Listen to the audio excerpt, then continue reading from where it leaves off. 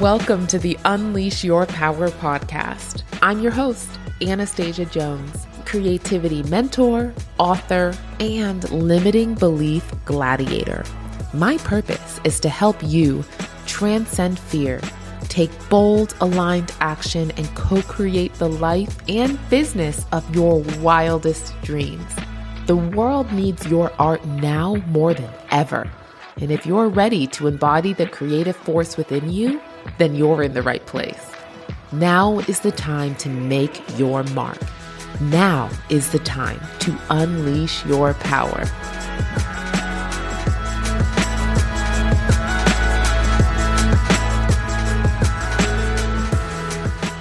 Welcome back, family. It is so good to be back on the podcast. Took a 4-week hiatus because I was busy moving from California to Maine. Yes, this episode is coming to you from my new desk in Maine.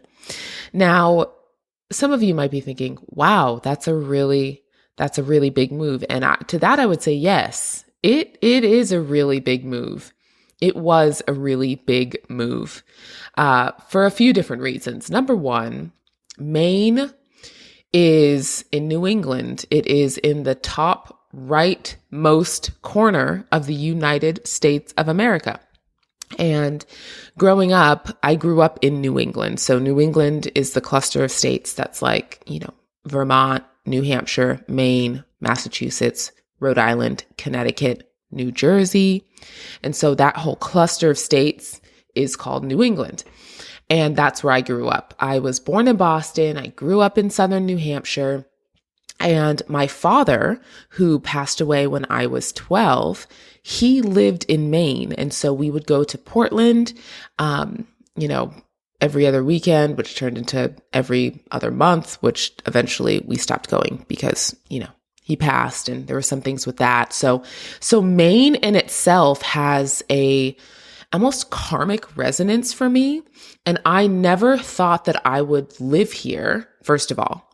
Second of all, if you go back and you listen to episode 7, I talk about how I spent 3 spontaneous months in New England at the end of last year. So at the end of 2022. And how that time in New England was so beautiful and I absolutely loved being here, and I manifested that whole experience, which I talk about in that episode too. So go back and listen to that after you listen to this. But that's a little bit of the backstory of growing up in New England. And then, I came to New England at the end of last year and was like, oh my God, I love how I feel here. I love this apartment. I love my community here. I'm ready to, make this move, which as I'm saying it like that, it sounds way more simple than it actually was. But don't worry.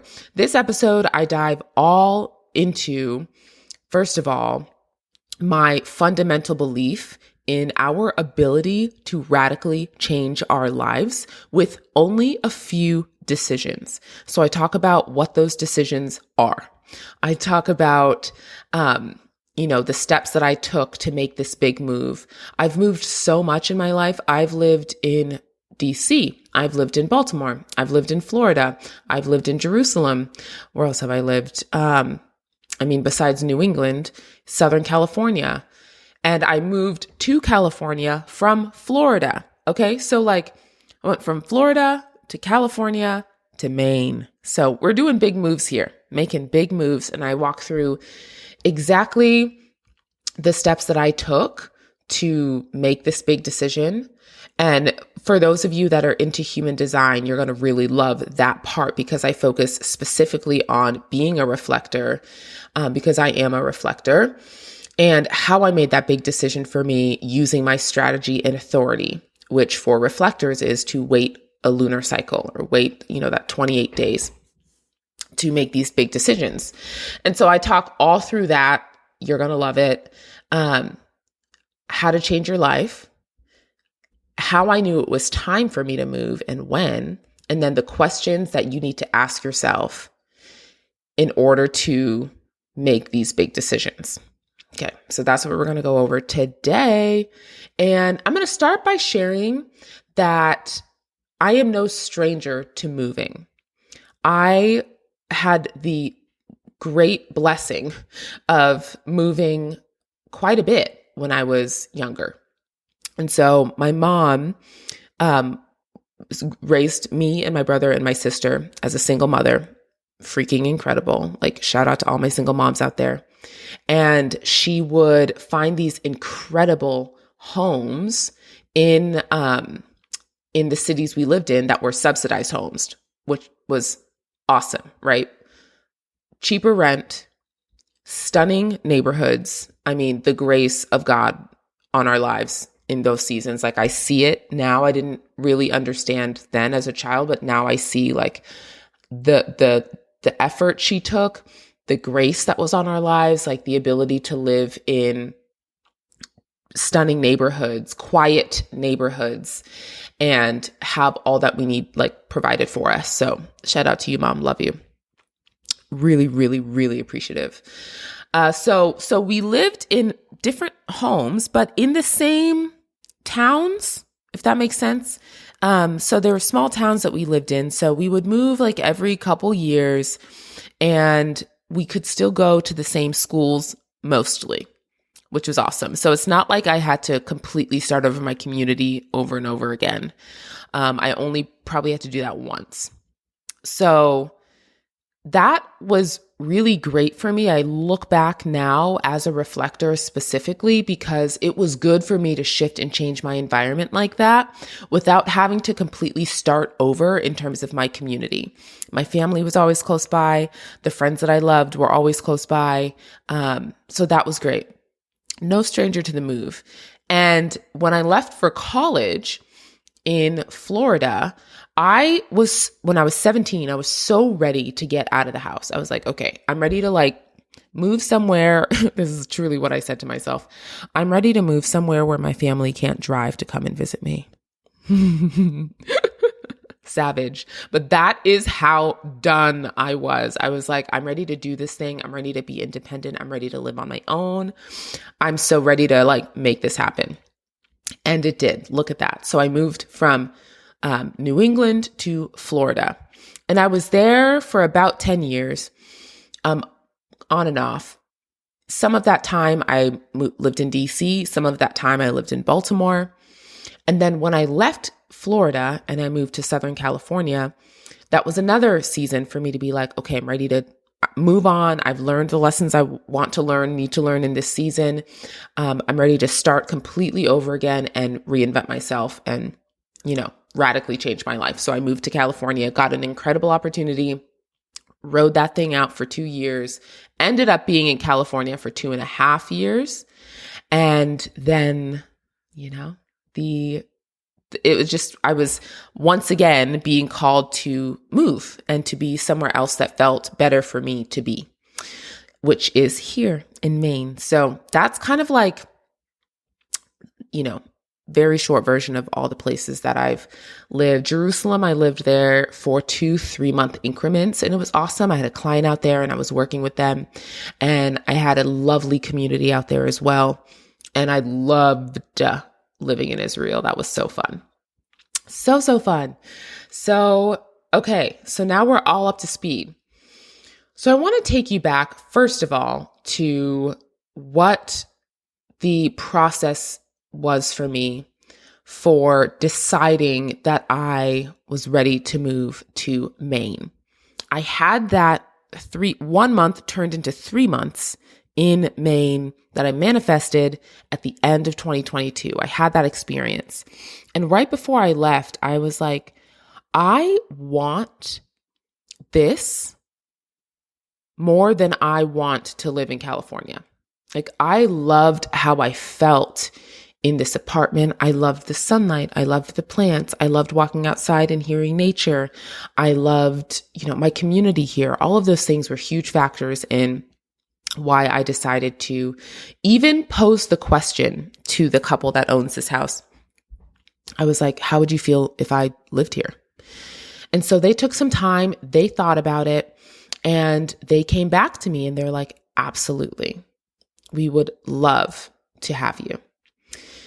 And so then it was up to me to decide, like, okay, the invitation is there. I asked the hard question because that was really hard for me to be like, I think I want to do this. Now I had to really decide for myself, like, are we going to, like, how fast are we going to go here? Are we going to get home and move? Are we going to wait a little bit? So this is the part where I talk about being a reflector, because it took me months to even arrive at the decision that I wanted to move here. And I want to make note of that. I was here for months, feeling great, feeling incredible, consistently, in order to get to the decision that I wanted to live here.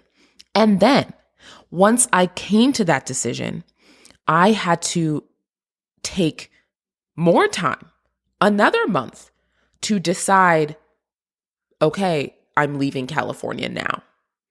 So I want to make that distinction. Yes, I decided I wanted to move to Maine in December, but it wasn't until the end of January that I energetically decided I was leaving California and I was going to be in Maine on March 1st.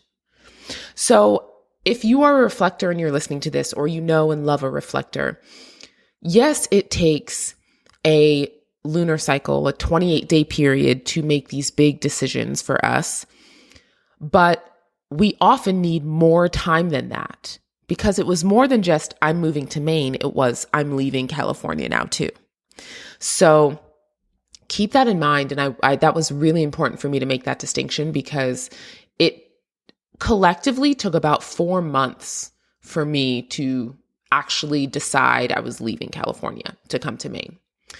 And I took my sweet time, baby. And I'm so, so happy that I did. And also just some foundational knowledge of reflectors in general, depending on where you are in your human design journey.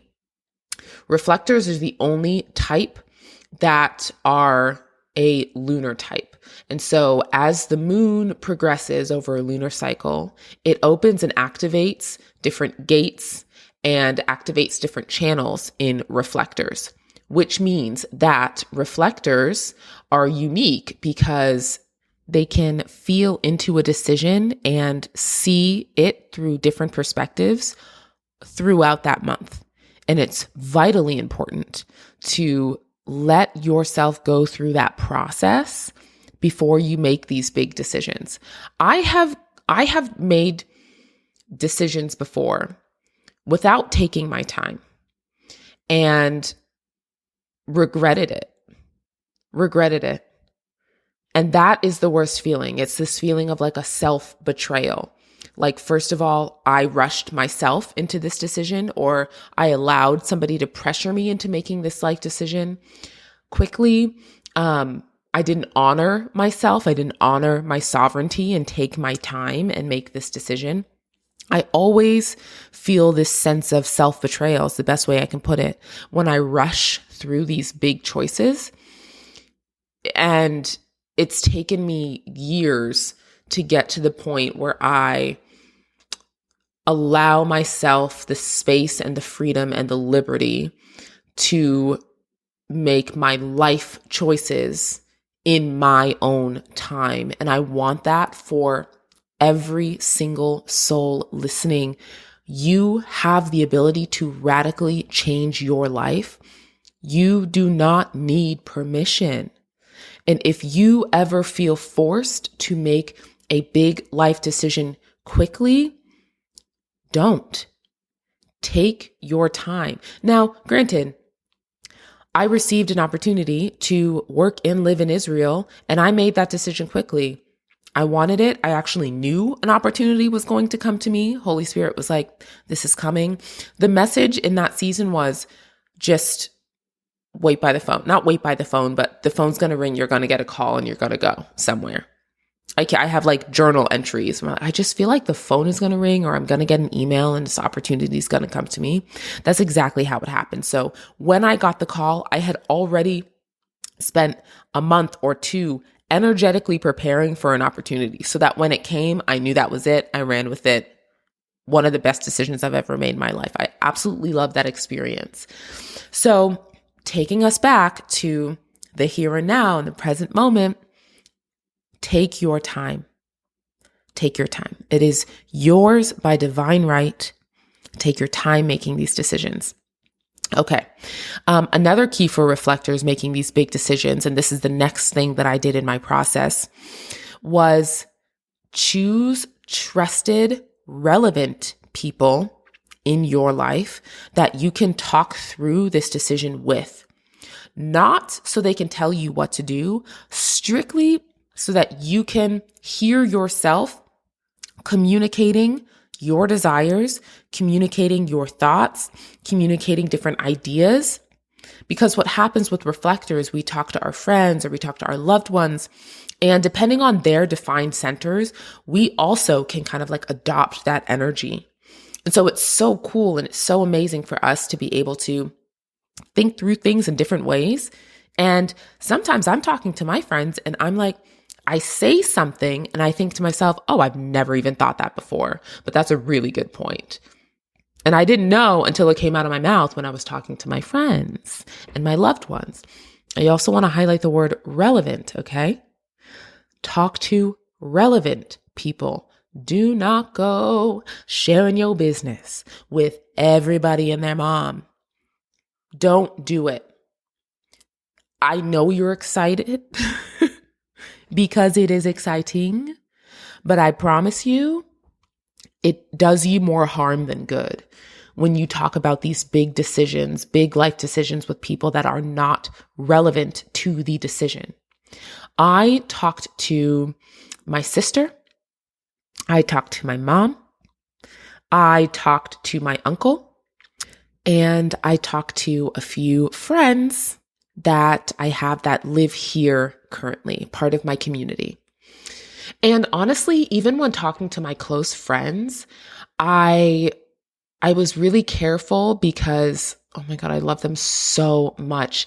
And we were all so excited for me to be here that I wanted to make sure I was making the decision for myself. And I wanted to make sure that I was in my own energy and in my own sovereignty making the decision, no matter how excited my friends were, no matter how excited my family members were. Like, my priority was like, I want to make this decision for me because I don't want to make this decision for somebody else and potentially resent them later. I'm telling you, friends, family, like my fellow co-creators, you have this unique ability to co-create the life that you want, not based on what someone else wants for you, but based on what you want for you. And so when you stand in that power and you make these big, bold moves, sure, it's going to excite people. It might shake people up. It might make people angry. That's why you have to make sure you're doing it for you regardless. That's why you got to make sure you're doing it for you regardless. Okay. All right. So talking to relevant people about the decision in order to hear yourself express different perspectives and things that you want to consider. Amazing. You want to make sure you're feeling really good and you've really thought it through. And I also want to say, like, during that month, the month between me deciding I wanted to live in Maine and then deciding I was ready to leave California, that month held really, really, really big emotions for me. Big emotions. I was tired. I mean, just like exhausted, but in a way that's more than like I need a nap, in a way that's like my soul is tired. I was really tired and I was navigating these huge emotions, and I wrote something in my journal that I want to share with you. I wrote, God, I feel so much. Please grant me the wisdom to navigate these big emotions. Please help me process these big choices with grace and love. I surrender to you, God. I desire to do my part in this process, but it feels down to the wire I desire to feel ease where I feel pressure. I want to show up fully for my life. I want to show up fully for my heart, my art. I desire to be free. I desire to be free. Help me, God. Show me, God. So what I don't ever want to do, y'all, is share part of the story and not share the whole dang story. And the whole dang story, the good and the bad, I don't even want to say bad. The good, it's all good, right? It's all good.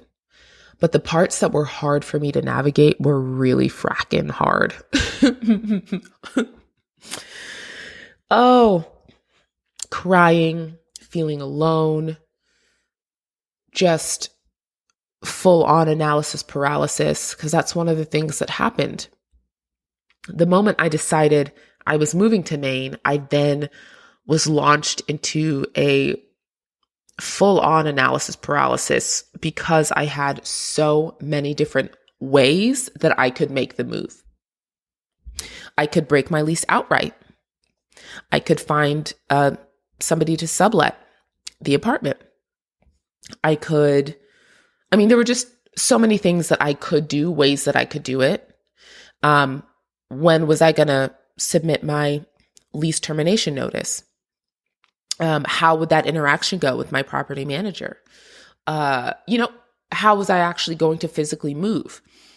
All of these things created this anxiety, and I felt out of control. It felt like chaos to me. And I even wrote in my journal, just on one page, I took a picture of it. I think I posted it in my stories at one point. Do not fear the chaos. Do not fear the chaos. And that's one of the things I felt the Holy Spirit speaking to me is like, don't be afraid of this. Don't be afraid of this part. Yeah, it looks like chaos to me and my human understanding, right? And my human perspective. But my higher self, my Holy Spirit, doesn't fear anything. In fact, what I consider to be chaos is simply information to my higher self.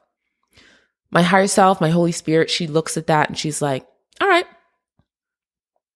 I look at this in my human understanding and my fear-based,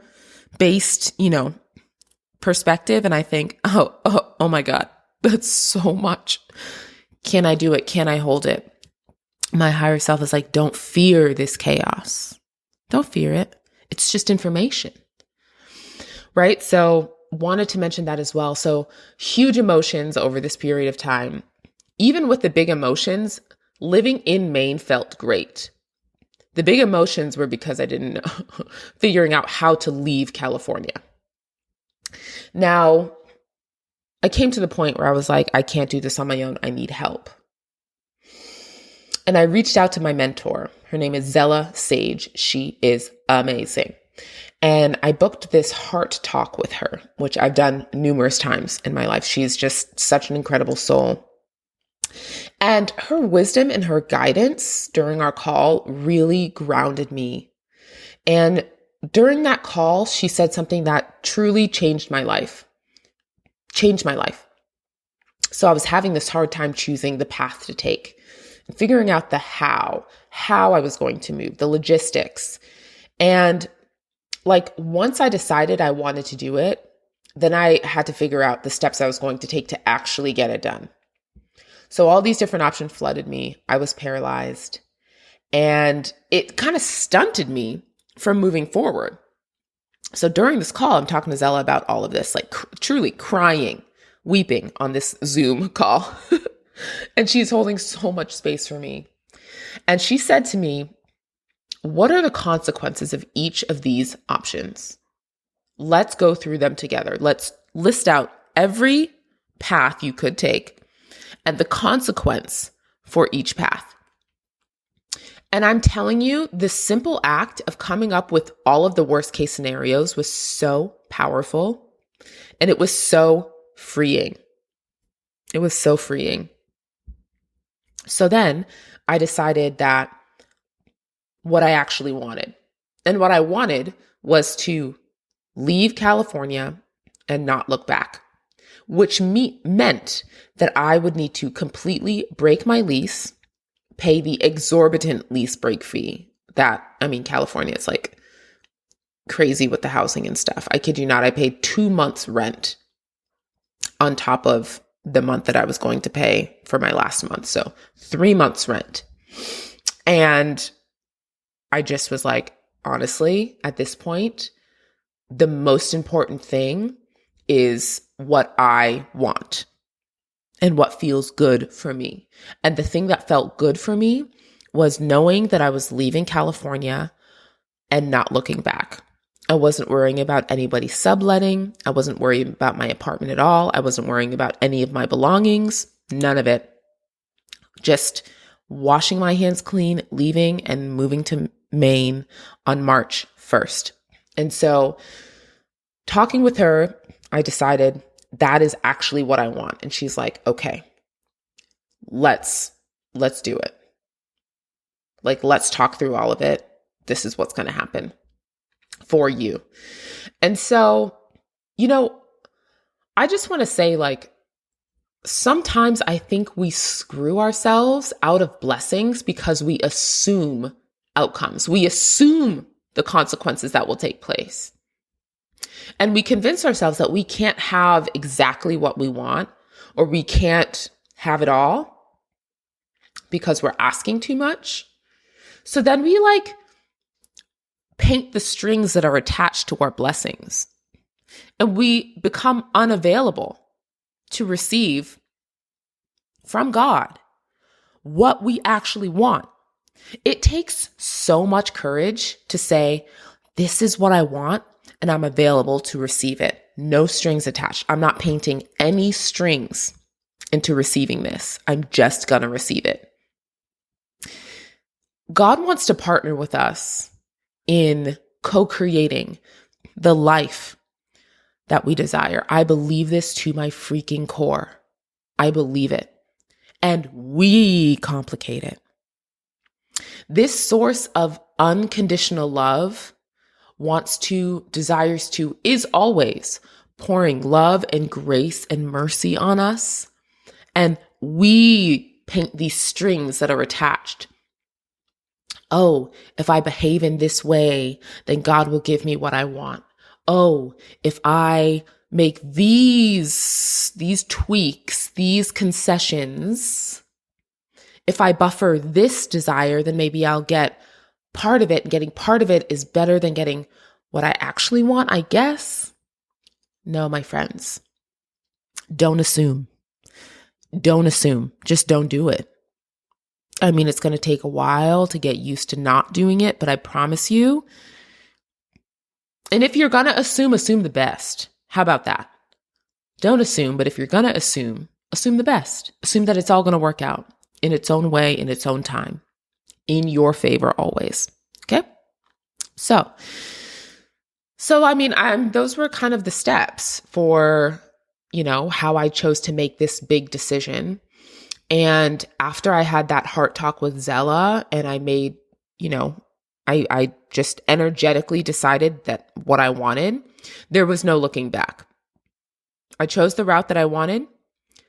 I chose to assume all consequences that could occur from taking that route. And I had a conversation with one of my best friends and she said the word consequences, this is like separate from everything that I was thinking about and talking through. We were just having a totally casual, random conversation. She said the word consequences. And I said, oh, that has like a negative connotation. She goes, consequences? I said, yeah. You think like consequences, you think you're in trouble, right? Or you think something's bad. She was like, no, I don't know if that's really what it means. And so I looked up the definition of consequence and it says a result or effect of an action or condition. It ain't saying nothing about being good or bad. It's neutral. Consequences are neutral. The next time you hear that word consequences, it's a neutral word. It doesn't mean good or bad.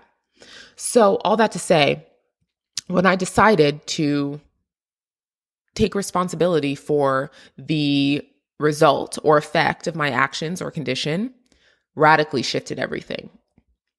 And then I took it a step further, which I'm going to go over this next part, which is how to change your life, how to radically change your life.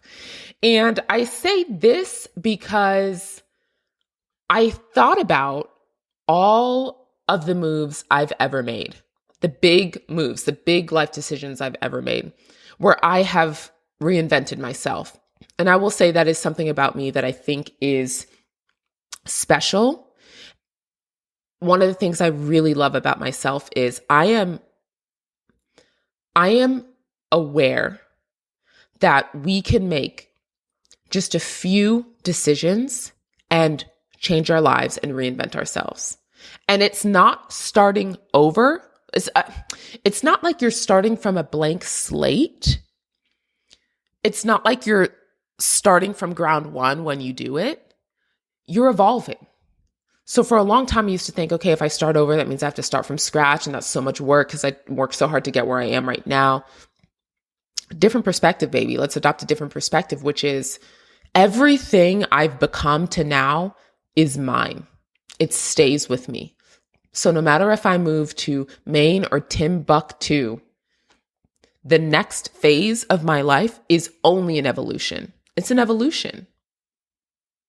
Right? Where it's only up, baby. It's only higher and higher and higher. Okay? Grace to grace to grace. That's all it is. So if you are excited to or ready to change your life and to radically shift and reinvent yourself, just know that it's all an evolution. Okay. So here are like the main, well, how many points do I have here? 8. Hold on. 1, 2, 3, 4, 5, 6, 7, 8. Yes. 8 bullet points on how to change your life. Let's start with bullet point number 1. First, you got to energetically decide for yourself what you want. No noise, because going back and forth is only going to produce more confusion. And I don't want that for you. So if you're stuck on this step, go back to episode 2. I talk all about why you're not reaching your goals and what TF to do about it.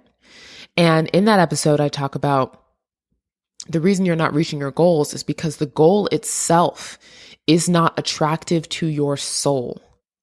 And I walk you through how to kind of reignite that attraction, that soul level calling for the goal and the thing.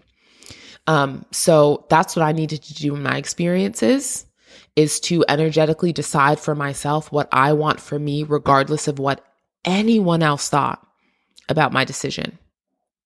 Because you'll find sometimes like your loved ones, the people you love and respect and have been there for you and supported you, right? I mean, it's human nature, but sometimes those people just aren't going to be big fans of decisions you make for you, right? We're all kind of seeing things through our own perspective and figuring out like how other people's actions are going to impact us. But I promise you, the best decision you'll ever make for your life is the decision you make for your happiness and your joy. And I believe that things that are in our highest good are also in the highest good of everyone else. If it is in your highest good, it is also in mine, whether I know you or not, because you will be presenting your best self to the world and in your power. And that's what we all need. Okay.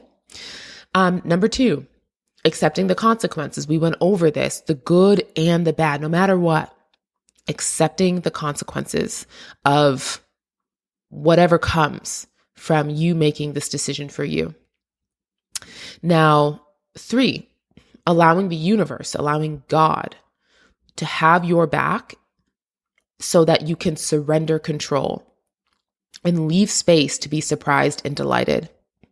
So the way this worked for me, I mean, the entire experience was just paved with blessings. But one of the examples that I loved is I had to figure out if I wanted to drive my car from Southern California to Maine or if I wanted to ship my car from Southern California to Maine.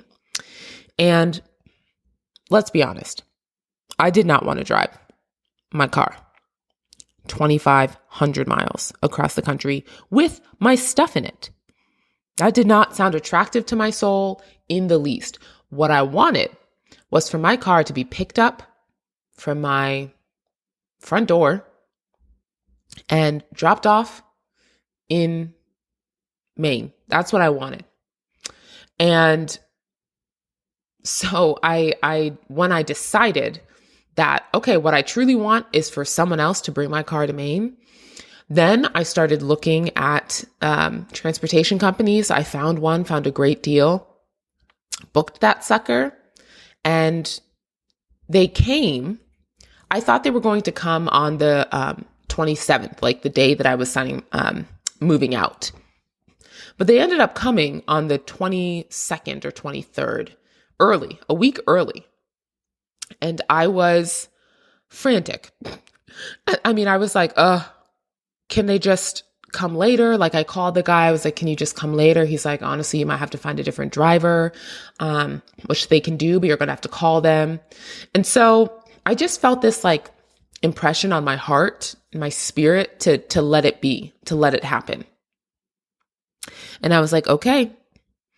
So I just let it happen. The guy came on the 23rd, picked up my car, put it on a huge semi with all these other cars.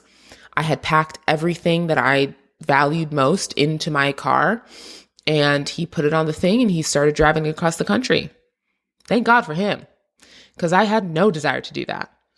And it arrived in Maine the night before I arrived in Maine. Like, I got a notification that my car was there while I was on my way to the airport. So I just want to say, like, the timing was so perfect because I found an incredible rental the last week that I was in California. I was driving a bright red Dodge Charger in these streets, and I was out of line most of the time because that car is a literal race car. But I loved it. And my friend came to visit me. Me and Alyssa were driving all over Southern California, all these restaurants, beaches, museums. Like, we had the best time driving all around California. And then I got on the plane and I landed in Boston, and my car was waiting for me in New England. And so everything worked out. And I'm really happy that I didn't do the thing where I try to like take control over a situation and call and get the thing moved. And then I would have gotten to New England and not had a car for at least a week and a half. And it just would have been, so the way it worked out was actually what I wanted. Didn't even know it was available for me. Okay. So like, I want you to consider that too. Sometimes we come up with like, this is exactly what I want, but we don't leave space for God to be God, and for things to surprise and delight us, and for us to be just guided along the way and receive more, greater than we even thought possible in our minds and in our hearts. So like, remember that, like, there is a way to energetically decide that you want something and you're going to co-create something, you're going to manifest something. And it could actually work out better if you co-create that thing with unconditional love with God. Okay, so I don't know what number that was. That was number 3. Was that number 3? Yes. Number 4, asking for help and allowing your friends and family to support you on the new adventure. Listen, this goes out to all my single, independent ladies. Like, it's hard sometimes asking for help. It's hard. It's hard because you don't want to be a burden. It's hard because you don't want to come across as weak. It's hard because you feel insufficient, like you don't have what it takes to do it yourself. It's hard because you don't want people to think that you're needy. It's hard for so many reasons. And it actually takes incredible effort to allow and to receive help. It takes effort to ask. It takes effort to receive. It takes effort to allow. But you can't do it on your own, nor should you have to. And so it took incredible effort for me to ask my friend. So I had a friend at the time. Well, I had a friend. I don't know why I said had. Why am I being awkward? I have a friend. And at the same time, she was also in transition, moving apartments. I swear we were going through navigating the same or a similar situation at the same time. And it's by the grace, because we were able to help each other move into our respective apartments. I was able to gift her a bunch of stuff for her apartment. She helped me pack up. Her and Sierra, my friend Quinn and my friend Sierra, helped me pack up my entire car with all of the things that I value most. Quinn looked at that pile of things that I wanted to put in my car and she's like, yeah, this can all fit. You guys should have seen this pile. It was huge. It was bigger than I thought it was going to be. And she was like, I have no doubt we can make this all fit. At one point, Quinn was in my trunk and Sierra was handing her things and she was like her whole body was in my trunk, the trunk of my car. And Sierra was handing her things and she was like putting them in there like Tetris. And like, my brain just doesn't work like that. I have friends who just, they're like, they love puzzles. They love, geometry. They love shapes and fitting things exactly where they can be using very small space and maxing it out. Like, that really isn't how I'm wired. And I'm fine to say that. But I swear Quinn and Sierra, angels, packed up my whole car. And so like we were helping each other during the entire process, asking for help, allowing your friends and family to help you and support you. Now I'm going to say something that's really going to be really hard to hear. So I want you to brace yourself.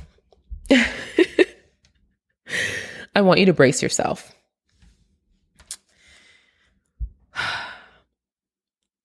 When you're about to ask for help, right before, there is usually a period where you think the worst in yourself and in other people. And I say that because we're human. We think the worst sometimes.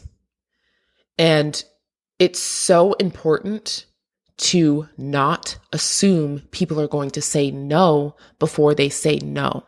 It's also important not to assume people are going to say yes before they agree. It's also important for you to just ask. Ask humbly, right? Just say the thing. I had this very brief moment where I said to myself, my friend Quinn, I was like, she's moving. She's got a lot on her plate.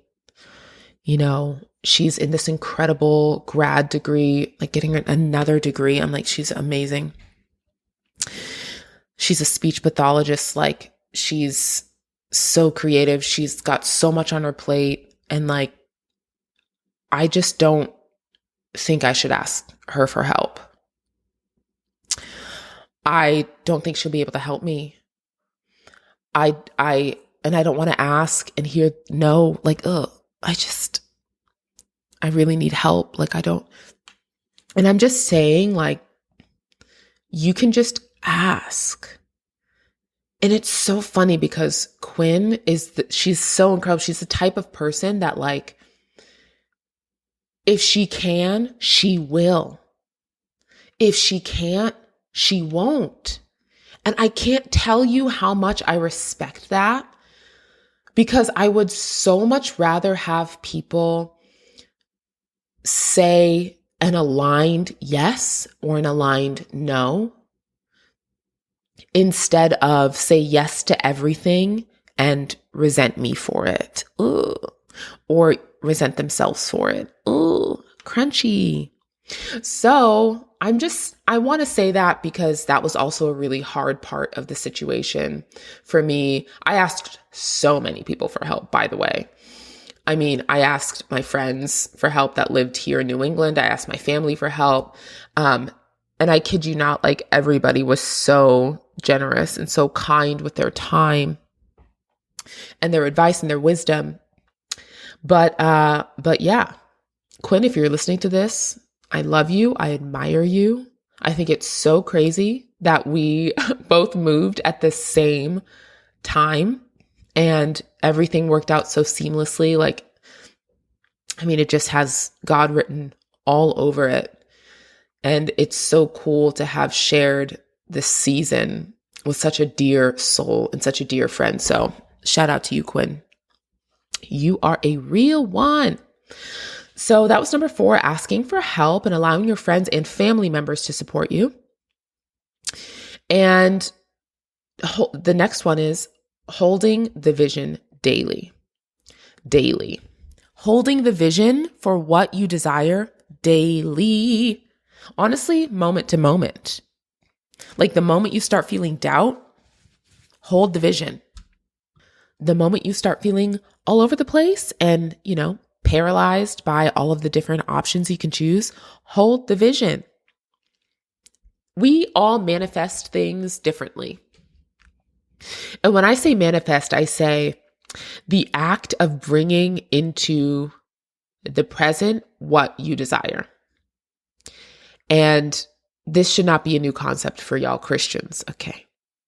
Because the way that I perceive manifesting is really co-creating. It's when you allow yourself to co-create with God and you do your part and you surrender to God doing God's part and things happen, right? I can list so many Bible verses where it talks about the power of faith, the power of belief, the power of vision, the necessity of vision, right? This is what I mean by manifesting. So I manifest through feeling. And so it's not so much, I want to drive a bright red car in a, 2-story loft home it's not so much like specific things. I mean, it can be sometimes, I suppose, but for me, it's mostly like the way I manifested this apartment when I was living in California at the beginning of 2022. I said to myself, I want to live in an apartment with a lot of natural light. I feel the warmth of the sun on my skin. I see plants all over my apartment. I see the seasons changing outside my window. I see a white SUV out front with fall leaves around it. I feel so calm and peaceful and relaxed. I feel so good in this space. I, see myself dancing in my apartment and writing at my writer's desk that's right by a window. And I go there every morning and I see it lit by the blue light of sunrise. And I see myself with the candle, like I feel into it through my vision. And I do that over and over and over and over again. I write it in my journal. I rehearse it in my head. If you're an athlete or if you've heard about this practice that athletes do, they literally visualize success. They visualize them making the 3-point shot at the buzzer. They literally see it before they ever do it. They see it over and over and over and over and over again. And so that's what I really encourage for you to do is hold the vision every single day. Is it the vision for this business that you're growing? Hold the vision. Is it a vision for a relationship that you desire? Freaking hold that vision.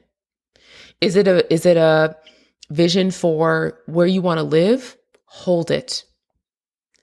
Is it a vision for who you love, your family, your friends, your community, how you want to interact with each other, how you desire, the kind of community you desire to be a part of?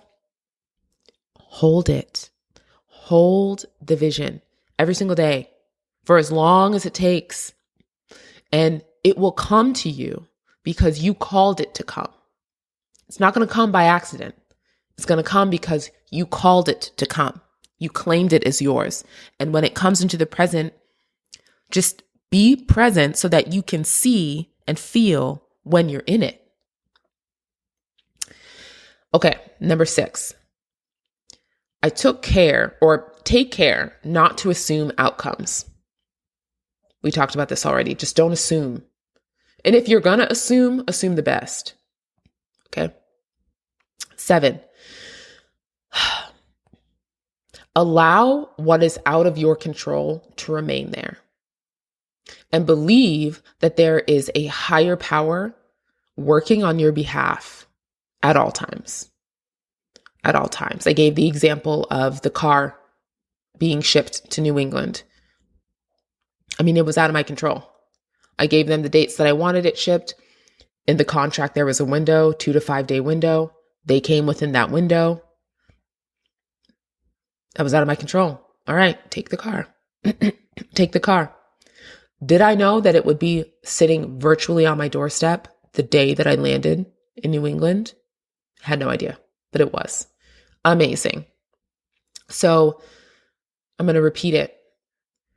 Allow what is out of your control to remain there and believe that there is a higher power working on your behalf at all times. All right. Then number 8, take action as if it's yours already. Take action as if it's already yours.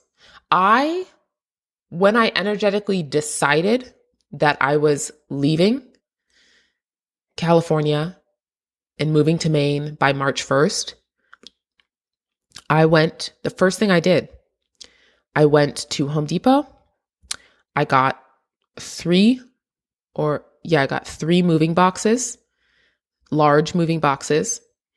I packed up my entire library in those boxes, and I shipped them to my friend's house in New England.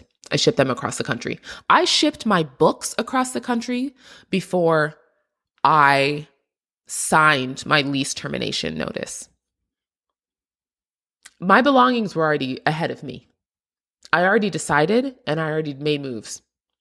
That's what I think manifesting is. It's like you do your part and you surrender and you allow God to do what God does best, which is take care of you, baby.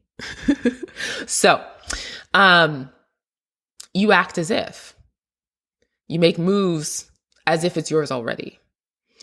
And by the way, pro tip for anybody that's moving or shipping books, you can ship books and there are a few other things like CDs, music, I think, via media mail. You got to go to the U.S. Postal Service, USPS, and tell them you're shipping it media mail.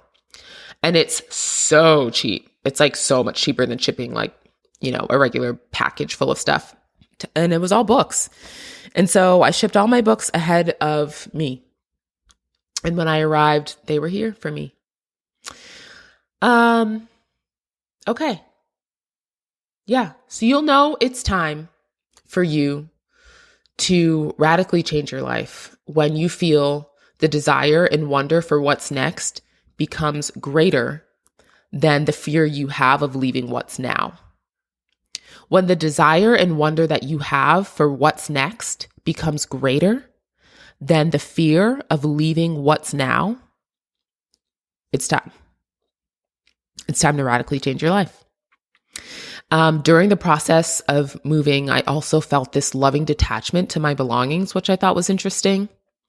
Like my coffee table, my couch, my rug, my desk, my dining room table, my chairs, all the comforts of home, the things that my belongings, the things that I treasured and valued, made my space my own space. When I decided to leave California and move to Maine, I can't even describe it. I just felt this loving detachment to the space that I was in. And I want to say this too as a reflector, because space and community is so important for this type. I do believe the spaces that you're in and the community you're a part of is important for everyone, but it's different for reflectors because we reflect back. We almost like become and reflect back the communities that we're in. So if we are in an unhealthy community, we are going to embody it. If we are in a space that does not feel good for us, we are going to embody it like deeply. And so it's just so important for us. And so I want to note that for me, when it was time for me to leave and when I decided to leave, one of the gifts of it was that I feel like the Holy Spirit gave me this loving detachment from my possessions, and it helped me part with them, release everything. You guys, I sold everything in my apartment except for the things that I wanted to keep and bring with me to Maine, except for the things that could fit in my car. I sold everything. I spent a month selling stuff on OfferUp, which is an app that you can, sell used things on. And I sold things on Facebook Marketplace. And I tracked everything because I love numbers and like tracking things. I made enough selling my stuff to completely 100% pay for shipping my car to the cent, which was so cool for me to see that and see the numbers add up and be like, oh my gosh, that was, free. It did not require more from me to ship my car across the country, which was amazing. And so, yes, I think that's everything. I'm going to leave you with this, which this is a much longer episode and I kind of love it. If you're listening to this and you make it to the end, brava. Thanks for hanging out with me for so long. And actually shoot me a DM. Let me know how you like this style of episode and what about this message resonated with you the most. Lastly, I want to leave you with some questions to ask yourself to make the big decisions. So number one, you first have to decide that you want it and that you're worthy to receive it. So these questions are you willing to want it and believe that it is yours by divine right? Are you willing to believe that you are worthy to co-create your life and experiences the way that you desire? Number two, you've got to decide that you have what it takes to navigate anything. You have to decide that you have what it takes to hold the duality, no matter what comes. So the question here is, are you willing to accept all of the consequences? Good, bad, and neutral, right? Are you willing to accept all of the consequences of taking action toward the thing that you desire? Number three, you got to decide that you are not alone in it and that you are divinely supported, that you have a whole team of people that unconditionally love you, right? You've got God on your side. The Holy Spirit's going to speak to you, right? You're not in this alone. You're co-creating your life. So you've got to decide you're not in it alone. The question is, are you willing to believe that God wants to support you in receiving what you desire? And if you are willing to do that, if you're willing to claim it, then it will be yours. It will be yours. Hold the vision, give it time, take action, take aligned action, and it will be yours. I love you. I believe wholeheartedly in your ability to change your life. I believe that what is in your highest good is also in the highest good of all. And I want to leave you with an excerpt from a journal entry that I wrote during the process of moving. And I want to leave you with that. Okay. What marks the path of life? Not time, with its fleeting days and hours, minutes and seconds. Not distance, with its short miles and meters, feet and inches. It's not speed, with its measures stunted by the speed of light. No, not even sound can measure this path. Our lives are marked by love. From here to there, wherever there is, stands many tall markers in between. Love guides our path. Love shows us the way back home.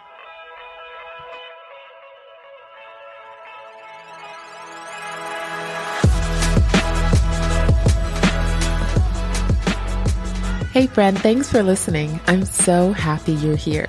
If this episode helped you in any way, please take a screenshot, share it with a friend, post it to social media, and better yet, why don't you leave me a review on Apple Podcasts or wherever you're listening from? My desire is to activate as many creatives as possible. And if you are looking for additional support on your creative journey, you can always connect with me on Instagram at AnastasiaRJD or visit the links in the show notes. We've got free resources to reignite your creativity and soul-centered ways that we can continue to work together. I'll see you again next week. Same time, same place.